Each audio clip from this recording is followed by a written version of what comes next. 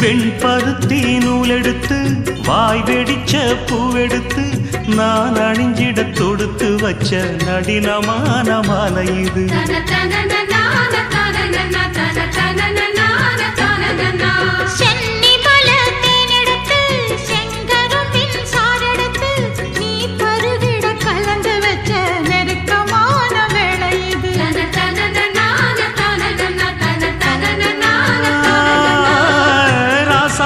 உடம்பிருக்கும் ரவிக்க துணி நானாக அன்னாடம் சூடி கொள்ள ஆசை வச்சாகாதா.